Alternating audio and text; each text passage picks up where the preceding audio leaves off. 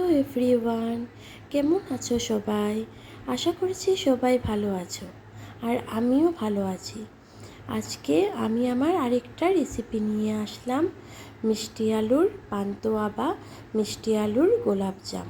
প্রথমে মিষ্টি আলুগুলোকে একটু সেদ্ধ করে নিলাম, আর তারপর কড়াইয়ের মধ্যে একটু সুজি ভেজে নিলাম। তারপর মিষ্টি আলুগুলোকে ভালো করে স্ম্যাশ করে 1 চামচের মতো সুজি দিয়ে ভালো করে মাখিয়ে নিয়েছি। তারপর মিষ্টি আলুগুলোর মধ্যেই 2 চামচের মতো গুঁড়ো দুধ আর 1 চামচের মতো ময়দা দিয়ে আবারও ভালো করে মাখিয়ে নিয়েছি। এখানে ময়দাটা স্কিপ করা যাবে না, ময়দাটা দিতেই হবে, না হলে গোলাপ জামগুলো তেলে দেওয়ার সঙ্গে সঙ্গেই ছেড়ে দেবে। তো ময়দাটা দিতেই হবে। তারপর এখানে কড়াইয়ের মধ্যে 1 কাপ জল দিয়ে 3 চামচের মতো চিনি দিয়েছি।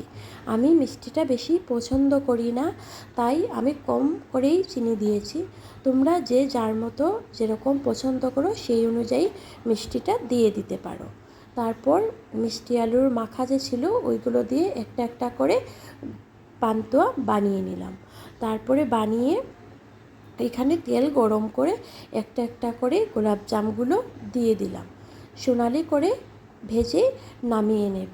নামিয়ে নিয়ে শিরা বা মিষ্টির রসের মধ্যে 10-15 মিনিটের মতো ডুবিয়ে রাখলেই তৈরি হয়ে যাবে মিষ্টি আলুর গোলাপজাম বা মিষ্টি আলুর পান্তুয়া।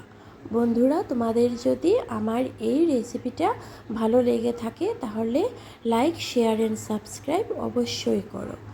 আর আমার এই চ্যানেলে যে ভিজিট করেছো বা পরবর্তীতে ভিজিট করবে, তোমাদের সবাইকে অসংখ্য ধন্যবাদ। আর আমার সাথে থেকে, আমার পাশে থেকে এভাবেই আমাকে এগিয়ে নিয়ে যেতে সাহায্য করো।